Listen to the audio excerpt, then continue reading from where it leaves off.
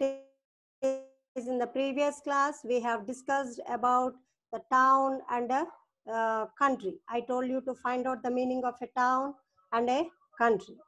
Yes, town is nothing but a city where we are living today, and country is nothing but a village, isn't it? So, which place do you like to live? These all questions I have posed in the previous class. So, today at last, or in today's task sheet, you are going to get all these questions as home assignment. Okay, now listening exercise will be done today. That is a reading. I am going to read the story for you. So listen carefully. Based on the story, you're going to get comprehensive questions at last. And I'm going to deal with a few grammar concepts like phrase and compound nouns, which are given in your textual exercises. So let us get started. The town mouse and the country mouse. The town mouse and the country mouse were cousins. They often wrote to each other. One day, the country mouse got this letter from his cousin. Dear cousin, I have been ill with cough and my doctor feels I need a holiday. He has advised me to spend a week in the countryside. May I stay with you? Please give me an early reply. With warm regards, your affectionately, Town Mouse. Receiving the invitation from the country mouse, the town mouse packed his bags and caught the next train to the countryside.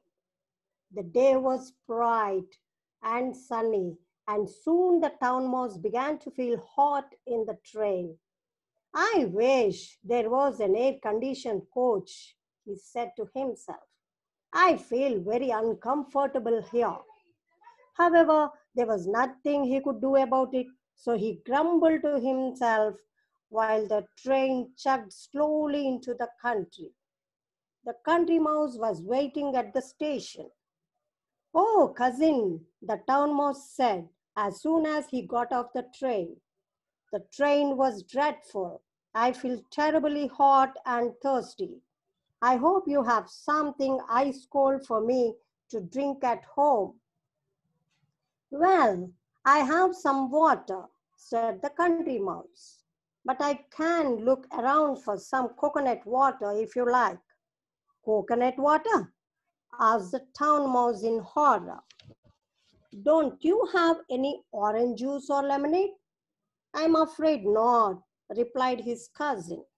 But I found a very nice piece of fruit today and a tender bit of sugar cane. I'm sure you will enjoy that. Root? Sugarcane? The town mouse exclaimed. But I don't eat raw food like that. The country mouse said, this is what we eat in the country. So I'm afraid you too have to eat this. Try it. It's not bad. The town mouse did not enjoy his dinner at all. He nibbled at the root and the sugarcane, and then he said he wanted to sleep. The country mouse showed a corner in the mouse hole and said, there you are. You can sleep there. On the ground? Asked the town mouse. Do I have to sleep on the ground? Yes, this is how we sleep in the country, his cousin answered. As the town mouse lay down on the hard, cold ground, he suddenly thought of something. Cousin, he called out. Yes, what is it? Country mouse asked. Where are all the cars and lorries? Where are the radios and the televisions?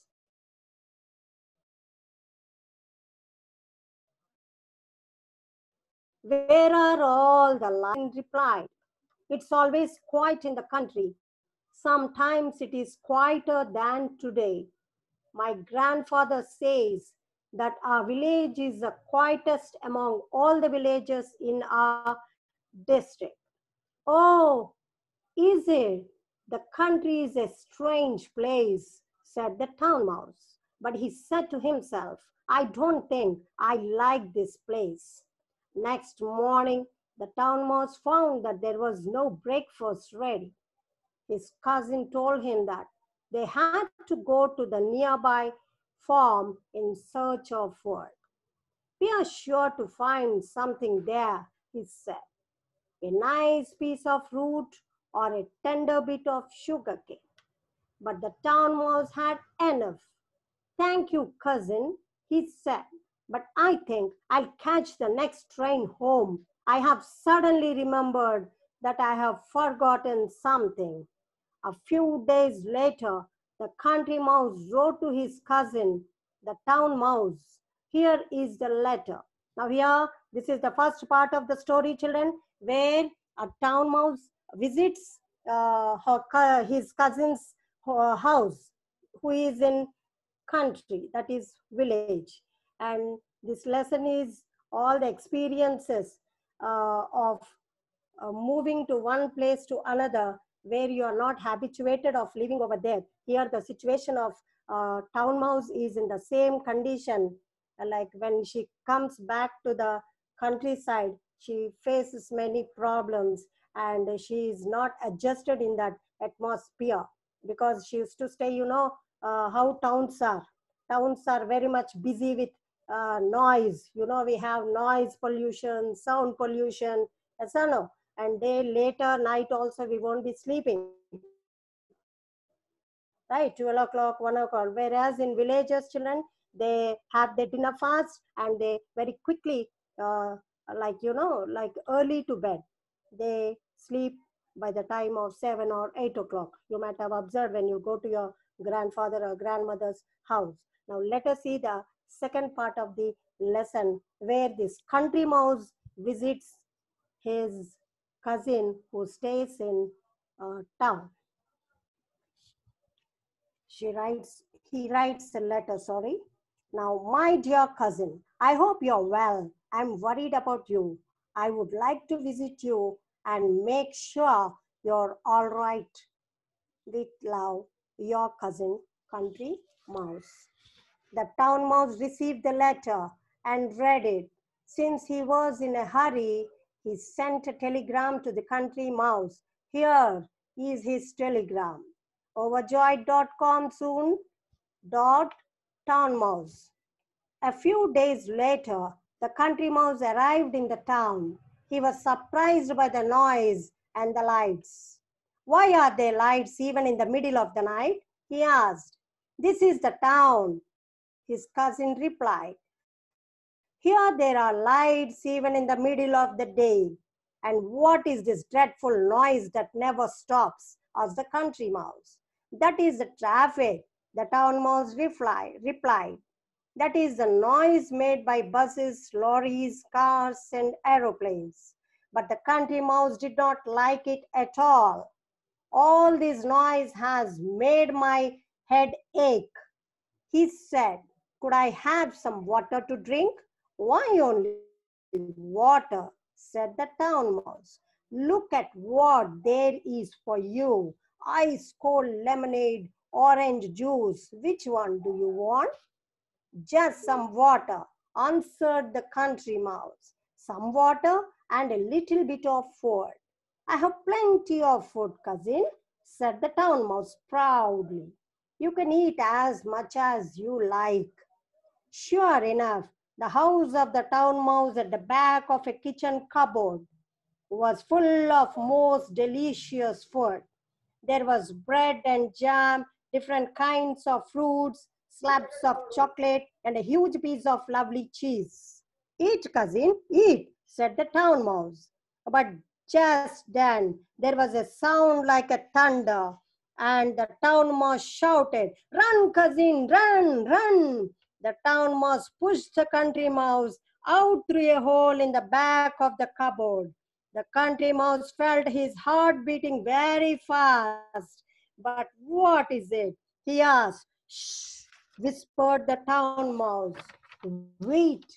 When everything was silent again, the town mouse crept out of the hole. He was quite cheerful again. Come out now, cousin, he said. That was only somebody opening the cupboard door. We are safe now. But they were not safe for very long. Twice more, they had to run for safety when somebody opened the cupboard door. The country mouse got quite tired of running and hiding. I want to go back to the country, he said. We may not get much food there, but at least we can eat in peace. So the next day, the country mouse went back to his house in the country, and the town mouse stayed on in his cupboard in the town. And as far as I know, they did not visit each other again. Now, what experiences she gained, children? That is, sorry, he gained here. The country mouse, she visits her cousin who stays in the kitchen cupboard of somebody's house in the town. Then, uh, though they have, these town people, though they have much food, they can't eat in peace. That is what we learn over here, as we do here, isn't it? So even here also, the country cousin, that is the country mouse, also experiences all these problems, and uh, he doesn't want to live anymore over there, and she returns back to his country. And town mouse stays in her kitchen cupboard, and country mouse stays in her village, and I hope they never met again. They stayed wherever they are. So this is all about the reading exercise. Now you heard this lesson. You are going to get textual exercises, adding with some more questions, own questions, thought-provoking questions related to this listening exercise, and you need to complete and show. Now let us jump into the grammar part. That is, today I'm going to take up two concepts. First one is phrases. Please note down in your notebook phrases. Come on. What's a phrase? You might have learned in your previous class, right? But still then, I'm going to recall it. Let us see what is a phrase. Three things you have to remember, children, in order to identify a phrase. Phrase is nothing but a group of related words, a group of words. And second one is, it should not have subject and a verb. What is a phrase, children? Group of related words. Second one is, they do not have a subject and a verb. And they do not even express a complete idea. They do not express a complete idea. So what is a phrase altogether? Group of related words. They do not have a subject or a verb, and they do not express a complete idea. Let us see with the examples. 3 to 4 examples I'm going to give you so that you can understand better. First one is, if you want, you can note down, children. He is standing near a wall. He is standing near a wall. What is he here? About whom we are talking. That comes under subject. Here he is a subject. He is standing. What is he standing? He standing comes under verb. And remaining words are near a wall. Near a wall. Is it a group of related words? Yes. Do we have any subject and verb in this, children? Near a wall. Is there any subject? No. Do we have any verb? No. And is it giving a complete idea? No, it is not expressing complete idea. So this comes under a phrase. So what is a phrase in this sentence, children? He is standing near a wall. In this sentence, near a wall is a phrase. Coming to the next example. Better you write, children, so that you can understand. She is laughing at a joker. You can take a simple sentence. She is laughing at a joke. What is she over here? You can underline she. She is nothing but the subject about what we are talking in the sentence, about whom we are talking in the sentence. She is a subject, is laughing comes under a verb, and at a joker is remaining. These are the group of words. At a joker. Is there any subject in this? Is there any verb? Please check it. And is it giving you a complete idea? No. So it is satisfying all the three conditions. So this comes under a phrase. What is it, children? It is a phrase. At a joker. Let us see the next example. Ram is making tea for the guests. Ram is making tea for the guests. About whom we are talking here? We are talking about Ram. So Ram becomes a subject. Is making. What is he making? Is making. So is making comes under a verb. It is an action word. Of course, tea. Tea is an object over here. And for the guests, here are the remaining group of words. Let us check whether for the guests have a subject and a verb. No, there is no subject and there is no verb. And it do not express a complete idea. So, for the guests is the phrase in the given sentence. Coming to the next example, I hope you are able to understand. The boy with the book in his hand won the prizes. The boy with the book in his hand won the prizes. See here. See this example. The boy. We are talking about the boy. It is the subject. Then where is the verb here? Won. W-O-N. Won. What did he won? Won the prizes. So W-O-N, won, comes under a verb. What are the remaining part of the sentence, children, here? We have with the book in his hand. This is the phrase. Here we don't have a subject, we don't have a verb, and it is not giving a complete idea too. So these are few examples under phrases. I hope you understood. So what is a phrase, children? These are nothing but group of words which should not have a subject or a verb, and it do not expresses complete idea. So you have exercise on these phrases, and in any of your 6th class textbook lessons or any other text, any other story, you can find out sentences and you can identify the phrases as the practice work. Okay, then coming to the compound nouns. What is a noun, children? What is a noun? Noun. What is a noun? Noun is nothing but everything what we see around us. The names of animals, places, things. Yes, and ideas also. Right? All these comes under like nouns. Name of anything comes under a noun. Now we have parts of nouns and all, right? Now, but here we can see a compound noun. What's a compound noun? Let us see. This is nothing but a fixed expression, children. It is a fixed expression made with more than one word.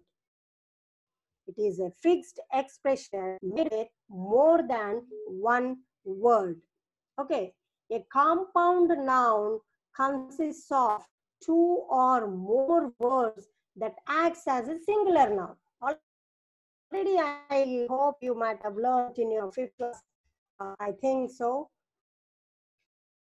I'll just recall it. A compound nouns that can act as a singular noun. Example I'm going to give you, then you'll come to know. Here we have hand plus bag. What is it? Handbag. Yes or no? Here two nouns are there, hand and a bag. So hand plus bag is nothing but handbag. So this is a compound noun. All compound nouns contains at least one main word, which is usually the last in such combination, and in most cases is a noun. Now let us see few compound nouns. Table tennis, playground, school bag, haircut, dishwasher, toothpaste. Yes or no, children? So such type of words come under compound nouns. The other words in this combination may be an adjective. They may be an adjective or a preposition or a verb. They modify the main word or add to its meaning. That means your meaning is not that noun and noun combination should be there. No, it can be adjective plus noun, or noun plus noun, or preposition plus noun, verb plus noun. Have you understood? So such type of combinations also we come across in our chapter. So here example you see. We need to go to the bus stop. What is compound noun? You please identify. We need to go to stop. Yes, bus stop is the compound noun. So how it is formed? Combination of noun plus noun verb. Bus stop. Have you understood? Then in the second example, we can take a look at the whiteboard. Take a look at the whiteboard. So what is a compound noun here? It is nothing but white board. What is white over here? Is an adjective. White is an adjective. Board is a noun. So adjective plus noun is compound word. Okay. Then next example we can see. The historic city center, that is the historic city center, is reachable by underground. Underground. What is a compound noun here? Underground. Okay. Now here we have, what is under, children? Under comes under preposition plus noun. Ground is a noun. So preposition plus noun. So underground is a compound noun. I hope you have understood the main theme of this topic, compound noun. Are you able to listen? Are you able to understand? Yes? Yes. Now you can see noun plus noun words like bedroom, haircut, passerby, washing machine, drawback, underground, dry cleaning, software, input, all this. Now you find out some more compound nouns. So here children, compound nouns, when we change singular to plural, singular to plural. Let us see how we have to change. First word I'll tell you, newspaper is a compound word, singular word. Yes or no? What is the plural word of newspaper, children? Newspapers. Yes or no? Newspapers. So we add just S over there at last. It becomes a plural form. But coming to swimming pool. So we write swimming pools. We can't write swimming pools. Can we write? We can't write swimming pools. So swimming pool is a plural form of swimming pool.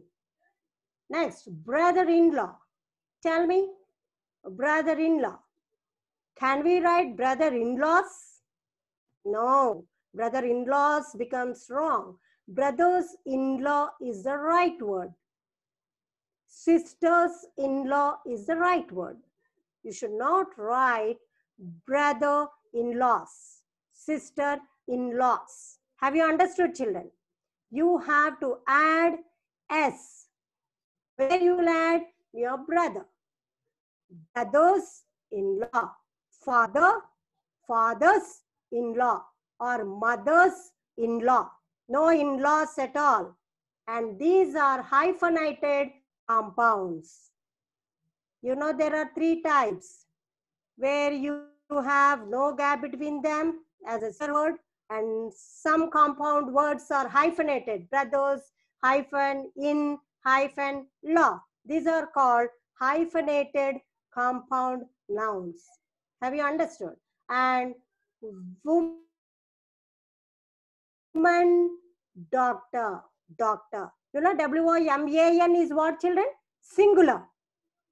One woman. Yes or no?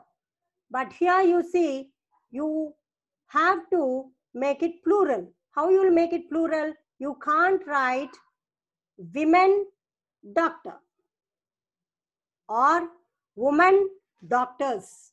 Both are wrong. How to write them?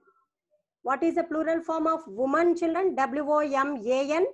There's nothing but WOMEN and pronounced as women. How we have to pronounce? Women. Already in the class I have said women doctors. That means 2 words be written in plural. Woman doctor, like man doctor, means men doctors. Men doctors. Have you understood? We should change woman into plural as you have 4 women doctors work at the hospital. Example I'm telling you. And you have, I have many newspapers. NEWS is papers. There are 2 swimming pools. You can say there are 2 swimming pools. Have you understood? Then I have 2 brothers-in-law. I have 2 brothers-in-law. I hope you have understood this compound noun. Do you have any doubts? In the comment like you have there in WhatsApp, I'm going to send you exercises, children. Let us just practice few exercises. I want to ask you a few questions. How far you have understood these compound nouns? I want to drink some cold water. What is compound noun in this? I want to drink some cold water. It is wrong. Cold water is not a describing water how it is. Cold becomes here a describing word which is describing water. Have you understood? Cold is just an adjective that describes the water. So see the next one. She has a new boyfriend. There is a gap between that. She has a new boyfriend. If gap is there, it won't come under compound noun, children. Without gap, it becomes a compound noun. Because boy is just an adjective here. What type of friend you have? Boyfriend you have, not girlfriend. Have you understood? If gap is there, it means it is describing. But if gap is not there, it is a compound noun. Very keenly you have to observe these things, children. And coming to the next example, the blue bird was singing in the tree. The blue bird was singing in the tree. Here, blue bird is not having any gap, children. If it gap is not there, blue bird, then bird means this blue is nothing but describing the bird's color. It won't come under compound noun. If you change, if you remove the gap and if you write blue bird together specifically, then you're mentioning something blue bird. So it comes under compound noun. Letters bus and stop both comes under nouns. Have you understood? So here I have two alarms clock.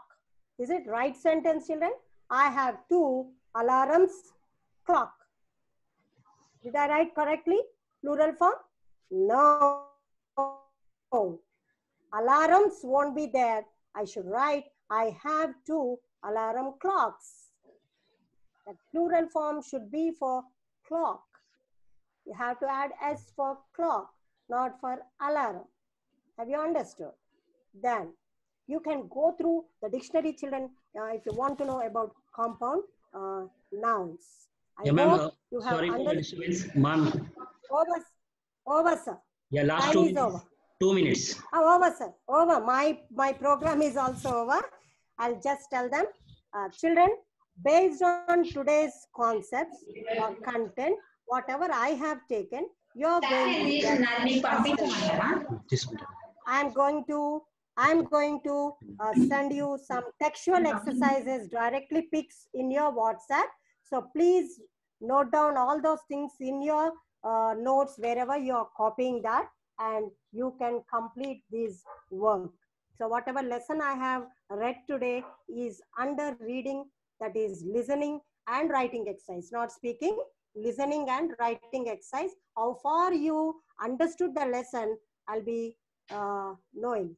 Have you understood? So based on phrases I'm going to give, based on compound words I'm going to give you, and you need to write a letter to your friend, as earlier I said, and comprehensive questions you are going to get. Okay, children? If you have any doubt, you can just post me that question in WhatsApp. Thank you.